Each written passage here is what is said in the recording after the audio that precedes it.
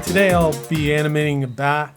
So the first thing I'll do is take this bat PSD file, bring it into this Anime Studio Pro, which has been updated to be called a program called Moho, and then I'll just bring it in here. And I delete that bottom layer. It's not necessary for the purpose I have here. So now that I have this brought in, what I'll do is create a separate group, and this will help the wings flap separately. So I'll just call this bat wings growl or whatever, and then I'll take this, bring it into here, and I'll separate these wings so they're in there, but I'll just have them outside of that main skeleton. So the wings are not going to be given a skeleton. I'll just make these invisible for now. With the skeleton, I have to separate the ears so they move separately, and then that other ear, that one will go underneath the bat, and the top ear will go over there. So now I'll add the skeleton really quick, and just click on that tool there. I'll create the center pivot pelvis of the skeleton, the hips or whatever. Then I'll create the head, and now I'll continue on to the ear because it's part of the head. I'll do 2 pieces for that. I'll click on the head again, continue with the other ear, and go right there. Then I'll continue with the head and create a little movement for the jaw, nothing critical or anything, because it's not separated like the other ears are. And then for the tail, I'll just click on that and put maybe 2 in for the tail. And then for the legs, I could just put 1 in there, or just 2. This way, if I want to have the claws bend a little. But those are mainly attached, so you can't do too much with that. Alright, and now I'll press on this tool, bring the ears in like that, and the back ear like that. And then I'll test it with this tool here, and you can see you get a little bit of movement there, and ears will flap like that. Looks like I got a hole there, but the ear will cover it. And then his body will rotate in like that, and his claws will move a little bit, and see how the tail is linked to those pieces there. I could reduce that impact by just reducing these pieces here, and then click on that one, reduce that, and then these legs I could reduce slightly. Alright, next thing I have to do really quick is go to each wing and get the center pivot right there at the tip of the wing. Right there. You don't want them up here because it's rotating here. Next thing I'll do is, let's see. This has to be inside the folder. This looks like it's outside. Oh, wait. Yeah, that's outside the folder. Now it's inside the folder. Alright, so now that I have that, I want to create a animation. So I'll just go under frame 1 and click on the rotate tool, and now I'll just click on the first frame and frame 12 where it comes back and loops.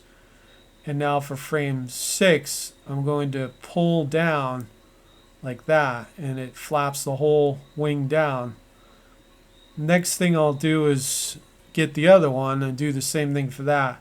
So frame 1, frame 12, because it's going to loop under those frames, and then frame 6, I could loop that down there.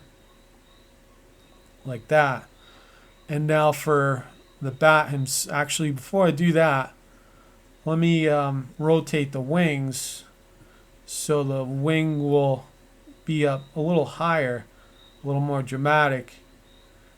And let me copy that to frame 12.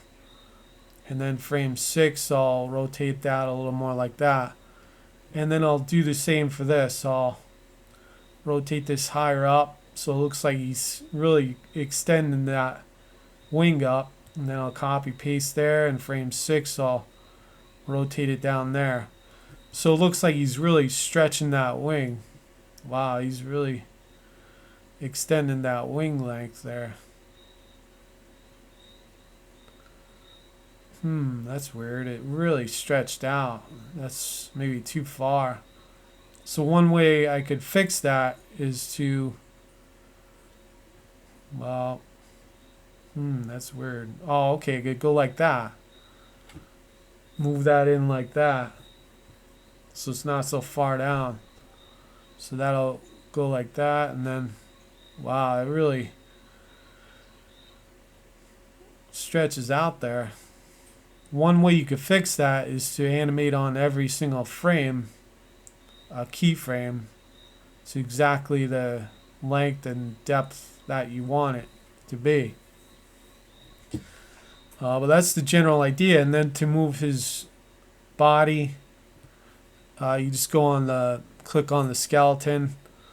So then when he's here, you could click on these parts here, and then the center position could be about right about there.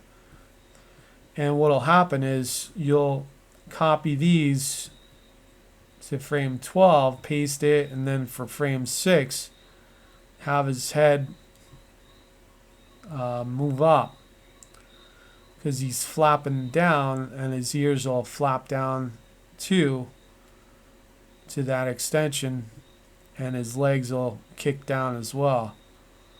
Maybe curve his tail a little too. So then you get a effect like that. Now I want his whole body to move up. So how would you do that? Let's see, you'll click on this move button. You'll click on the bottom and then press shift, hold shift, and then click up on the top wing. Now click on the first frame, click on the end frame 12, and then click on frame 6. Now move 6 up to here. And see that? It created that movement. Now when he's coming down right here, I want to keyframe his ears. So let me move this invisible. So his ears flop back up pretty much, like they're kicking back down, and his ears will, his head will kick back down, his mouth will move, and then his legs will go up, maybe his tail will kick up a little bit, and his body will move down a little bit. And that'll create a sense of momentum. See how his ears flop like that? So now to have all that loop for every single thing indefinitely, I'll just go on this and just press right click and cycle to 1 for every single piece here. And then do the same for this, to 1, cycle to 1, see how it's 1. And then for this, I'll do the same right here, cycle to 1. And it does that for the movement, the rotation, the layer rotation, and that as well. So now when you have this piece here, you'll see it loop. See the wings are stalling because frame 1 and the other one are the same. But that's the general idea. And then you just press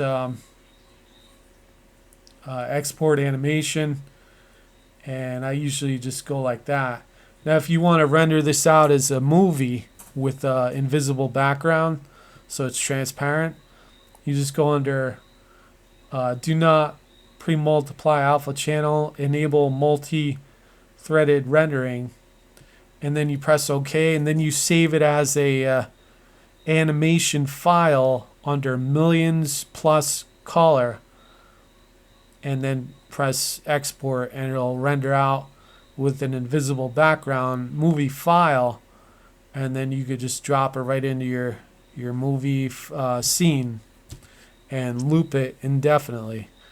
But that's it for now. Feel free to comment, subscribe, like, and share.